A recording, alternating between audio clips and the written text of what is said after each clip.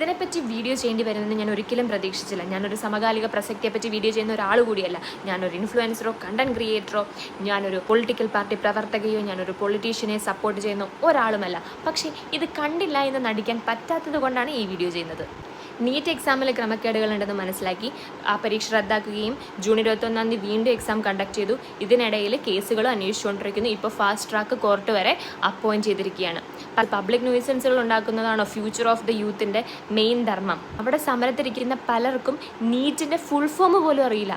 നീറ്റിൻ്റെ full form അറിയാത്ത വിദ്യാർത്ഥികളാണോ NEET exam എഴുതുന്നത്? നമ്മുടെ നാട്ടിൽ കുറച്ച് പേര് സമരം ചെയ്യുന്നുണ്ട്, വെയിലത്തിരുന്ന് സെക്രട്ടേറിയറ്റിൻ്റെ മുമ്പിൽ. ഇപ്പോഴും അവരെ ഒന്നും ആരും കാണുന്നില്ലല്ലോ. നമ്മുടെ നാട്ടിൽ നിന്ന് കുറച്ച് പേര് കുറ്റിയും മറിച്ച് അങ്ങോട്ട് പോയിട്ടുണ്ട്. കുറച്ച് പാർട്ടി പ്രവർത്തകരും ഇൻഫ്ലുവൻസേഴ്സും ഒക്കെ ഉണ്ട്. ഇവരാരും സ്വന്തം സെക്രട്ടേറിയറ്റിൻ്റെ മുമ്പിലിരുന്ന് സമരം ചെയ്യുന്നവരെ കണ്ടില്ലേ?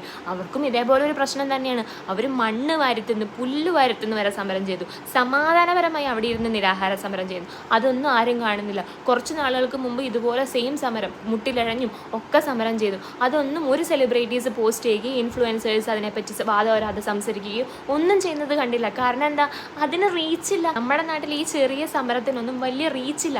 അവിടെ കവർ ചെയ്യാൻ വരുന്നത് വലിയ വലിയ ചാനലുകളാണ്. ഇവിടെ അതിനുള്ള കവറേജ് കുറവ്. ഇന്നൊരു സെലിബ്രിറ്റിയുടെ പോസ്റ്റ് കണ്ടു, ഒരു ഇൻഫ്ലുവൻസറിൻ്റെ പോസ്റ്റ് കണ്ടു.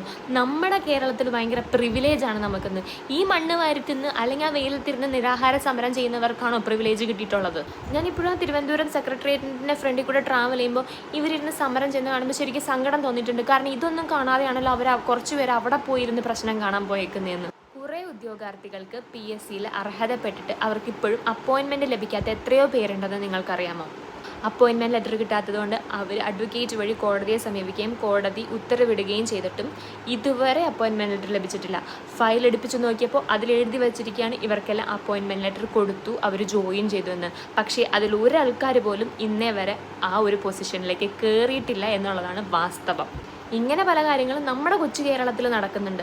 പക്ഷെ അതിനെപ്പറ്റി ഒന്നും പോസ്റ്റ് ചെയ്യാനോ എന്തിന്? ആശാപ്രവർത്തകരുടെ പ്രശ്നം വന്നു. ഇപ്പോൾ ഈ സെലിബ്രിറ്റീസ് ഒന്നും പോസ്റ്റ് ചെയ്യുന്ന കണ്ടില്ലല്ലോ. കൊറോണയുടെ സമയത്ത് ഇവരാണ് അവർക്ക് മരുന്നും അതിനുകൊണ്ടുള്ള ആവശ്യങ്ങളും ഇടയ്ക്കിടയ്ക്ക് സുഖവിവരങ്ങൾ അന്വേഷിക്കാൻ ചെന്നത്. അവരുടെ പ്രൊട്ടസ്റ്റിന് പോലും ഒരു മനുഷ്യനെയും കണ്ടില്ല. ശരിക്കും നമ്മുടെ നാട്ടിലെ പൊളിറ്റീഷ്യൻസ് ഇവിടെ നിന്ന് വണ്ടി വിളിച്ച് പോയിട്ടുണ്ടല്ലോ, അവരുടെ സെക്രട്ടേറിയറ്റിൻ്റെ ഫ്രണ്ടിലാണ് ഈ പാവങ്ങൾ കിടക്കണത്. എന്നിട്ട് അത് കാണാണ്ടാണ് അങ്ങോട്ട് പോയിക്കുന്നത്. കഷ്ടം തന്നെ കേട്ടോ. ഇങ്ങനെ ഒരു ചൊല്ലുണ്ട്, ആദ്യം സ്വയം നന്നാക്കൂ എന്നിട്ട് നാട് നന്നാക്കാം എന്ന് പറയുന്നത് പോലെ സ്വന്തം കേരളത്തിലെ പ്രശ്നങ്ങളിൽ ആദ്യം ഇടപെടും, എന്നിട്ട് നമുക്ക് ഡൽഹി പോയി ആ പ്രശ്നങ്ങളിലും ഇടപെടാം.